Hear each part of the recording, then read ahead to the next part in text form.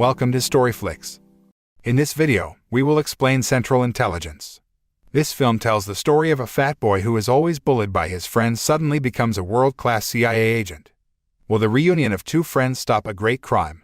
Let's find out in Central Intelligence. Central Intelligence began in 1996 where a fat young man named Robbie Weirdich was seen in his school's locker room. While they were taking a shower, several students were seen catching Robbie and intending to prank him. Meanwhile, all Central High School students were gathered in the basketball court hall for a farewell ceremony. In the event, a student named Calvin Joyner was named the best student for his outstanding achievements. After that, Calvin then gave a speech that aroused the enthusiasm of the students with fiery. But in the middle of the speech, suddenly the students appeared, led by a student named Trevor Olson who carried Robbie's innocent body and slid him onto the slippery basketball court floor. Suddenly, this made Robbie the center of attention because he was completely naked. The students laughed and mocked Robbie, except for Calvin who showed his concern by directly giving his jacket to him to cover his body. With immeasurable shame, Robbie immediately left the place. The scene then switches to the year 2016, 20 years after the embarrassing incident. Calvin has worked in a well-known company as an accountant and married Maggie, his girlfriend in high school. While he was at the office, Calvin received a notification about his school reunion. Not only that, he also received a friend notification on Facebook from someone named Bob Stone. After receiving a friend request from Bob Stone, he gets a message from him saying that he is Robbie Weirdich, his friend at Central High School. Robbie then invites Calvin to meet at a bar. In the evening, Calvin and Bob meet at a bar. How surprised Calvin was when he found out that Robbie, who was once very fat, had now become a man with a stout and athletic body. The two got into an argument that ended in a fistfight at the bar. But Bob can handle it easily because now he is also a martial arts expert. Bob then asks Calvin to let him stay at his place for the night. Calvin, who was kind, of course gave his friend permission to stay at his house. Arriving at Calvin's house, Bob asked Calvin for help to review some online transactions on a site.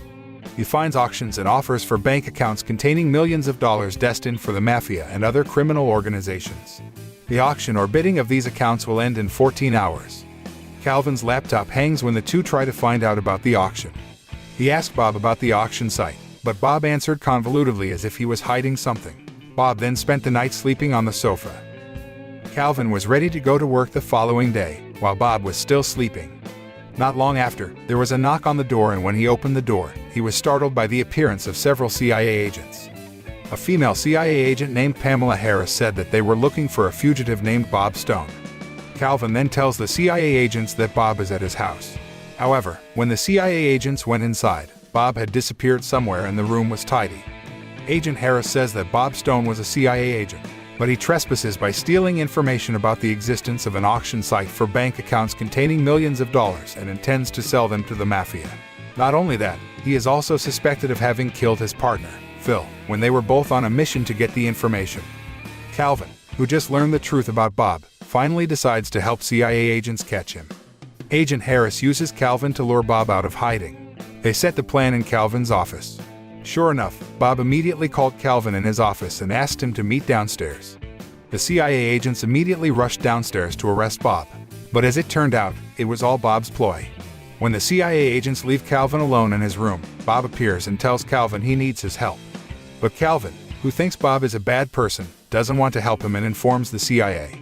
A shootout between Bob and the CIA agents was inevitable, until finally Bob and Calvin managed to escape from that place. To avoid being chased by CIA agents, Bob says that he is not a traitor. He instead wants to catch a criminal called the Black Badger who has killed his partner, Phil. He assumes that Black Badger has a satellite code that can access all of those million-dollar accounts, and he needs Calvin's ability to track down the Black Badger who will sell the satellite code to the highest bidder. When they stop somewhere to pull out the GPS tracker in the car, they are attacked by a bounty hunter. Bob is successfully paralyzed by the bounty hunter, while Calvin escapes on a motorcycle. While Calvin is on his way to his house, Agent Harris intercepts him and confirms that Bob is a CIA agent who has defected. Agent Harris then speculates that Bob is most likely the Black Badger himself. She asks Calvin not to tell his wife about all this for their safety. After that, Agent Harris gave Calvin a tracking device linked to the CIA system, so they would immediately know where he was when he pushed the button. Calvin then sees Maggie for their marriage counseling session, where he meets Bob, who is disguised as a consultant. After a mock counseling session, Bob again convinces him to help him. Long story short, Calvin arranges a meeting with Trevor Olson. He turns out to be working at an international financial company that can track transactions on overseas bank accounts to locate the deal between the Black Badger and its potential buyer.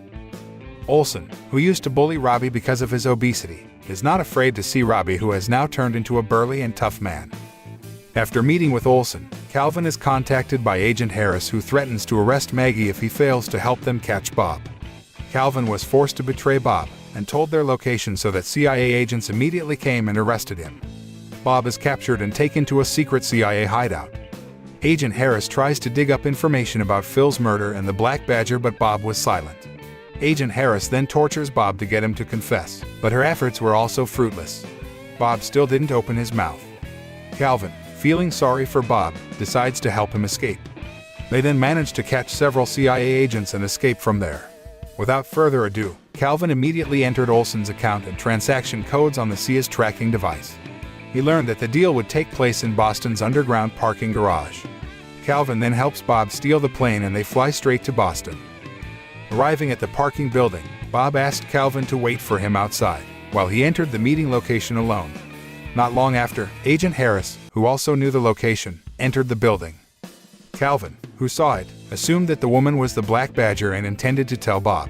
However, Calvin instead messes up Bob's meeting with a potential buyer, where Bob claims to be the Black Badger. Bob then shoots Calvin, but grazes him in the neck, lest the man receive a fatal wound. Just as Bob is about to continue his dealings, Phil suddenly appears and reveals himself to be the real Black Badger, faking his death. Calvin, who managed to get up from the gunshot wound, looks confused about who the Black Badger really is. Is it Bob or Phil? The situation became chaotic when Agent Harris and the armed forces ambushed them all and a fierce firefight ensued.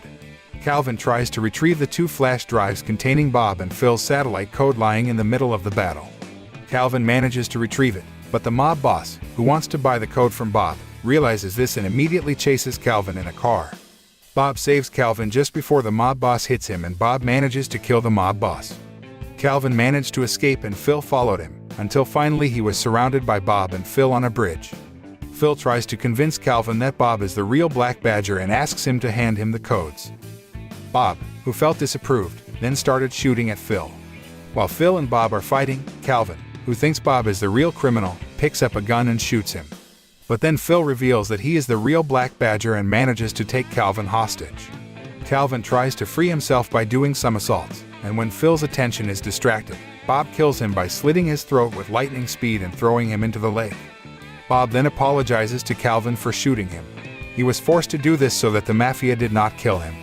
Calvin also apologizes for not trusting Bob and already suspecting him of being a bad person.